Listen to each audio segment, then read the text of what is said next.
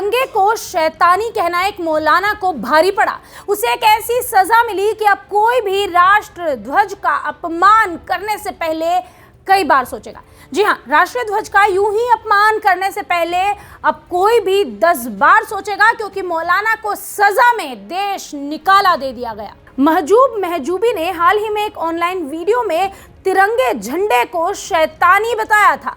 उसने कहा था कि ये झंडा शैतानी है, इसमें अल्लाह से जुड़ा कोई महत्व नहीं है। इसके बाद मौलाना को ये कहने की कीमत चुकानी पड़ी। जाहिर सी बात है, राष्ट्रीय ध्वज का अपमान करने की सजा तो मिलनी ही चाहिए थी, और ऐसा ही हुआ भी। मौलाना का वीडियो जैसे ही वायरल हुआ तो मौलाना के खिलाफ आवाजें उठी, उसे सजा मिली और देश निकाला दे दिया गया। तिरंगे झंडे को शैतानी बताने वाले इमाम को देश से निकाल दिया गया। इस इमाम ने एक ऑनलाइन वीडियो में झंडे को शैतानी बताया था। इमाम को पहले तो सुरक्षा एजेंसियों ने गिरफ्तार किया, फिर उसे देश से बाहर फेंक दिया गया। इतना ही नहीं, यह पूरी कार्रवाई 12 घंटे के अंदर हो गई। अब आप सोच रहे होंगे कि इतना सब हो गया, लेकिन मामले का राजनीतिकरण कैसे नहीं हुआ? तो बता दें कि यह मामला भारत के तिरंगे के अपमान से जुड़ा नहीं है, बल्कि फ्रांस के तिरंगे के अपमान का है, जहां फ्रांस के राष्ट्रीय ध्वज का अपमान करने की सजा मौलाना को देश निकाला देकर मिली है। मीडिया रिपोर्ट्स की अगर माने तो अफ्रीका देश ट्यूनीशिया से 38 साल पहले फ्रांस आए महजूब महजूबी ने हाल ही में एक ऑनलाइन वीडियो में फ्रांस के नीले, लाल और सफेद रंग की पट्टियों वाले तिरंगे झंडे को शैतानी बताया था। उसने कहा कि यह झंडा शैतानी है, इसमें अल्लाह से जुड़ा कोई महत्व नहीं है। इसके कुछ समय बाद ही इमाम का ये वीडियो वायरल हो गया। जैसे ही वीडियो वायरल हुआ तो इमाम पर कार्रवाई की मांग होने लगी। इसके बाद इमाम को गिरफ्तार कर लिया गया और उसे वापस ट्यूनीशिया भेजे जाने की कार्रवाई फ्रांस सरकार ने अगले 12 घंटों में पूरी की और उसे बाहर निकाल दिया।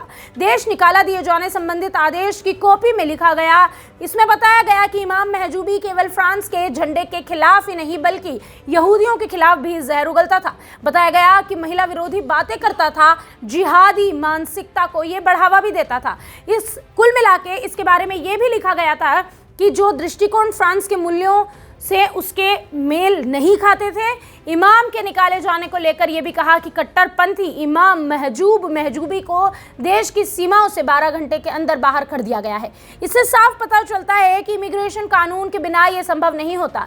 यह फ्रांस को मजबूत करता है, हम किसी को ऐसे ही नहीं छोड़ेंगे। ये सारी बातें फ्रांस के मीडिया में प्रकाशित भी की गई। महजूबी फ्रांस के एक छोटे शहर में मस्जिद का इमाम था। हालांकि इमाम ने झंडे को शैतानी बताने को लेकर माफी मांग ली, लेकिन उसे माफ नहीं किया गया। उसने कहा कि उसकी जुबान फिसल गई, जिसके कारण उसने ऐसा किया। भले ही इमाम ने माफी मांग ली हो, लेकिन फ्रांस ने देश के राष्ट्र ध्वज का अपमान करने वाले इस इमाम की माफी को कबूल नहीं किया। लेकिन जरा सोचिए कि यही घटना अगर हमारे देश में हुई होती तो तथा कथित सेक्युलर एक्टिव हो जाते और इसे जरा सी गलती बताने लगते। हमारे देश में इस पर राजनीतिकरण होने लगता। इस पूरे मुद्दे को दोनों पक्ष अलग अलग देखने लगते। पक्ष अलग होता, विपक्ष अलग होता, सरकार पर सवाल उठने लगते। इतना ही नहीं, इसे मुस्लिम विरोधी भी करार दे दिया जाता।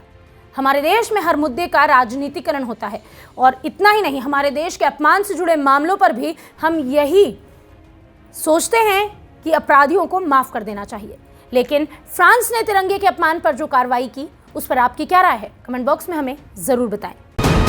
वीके न्यूज, राष्ट्र के नाम।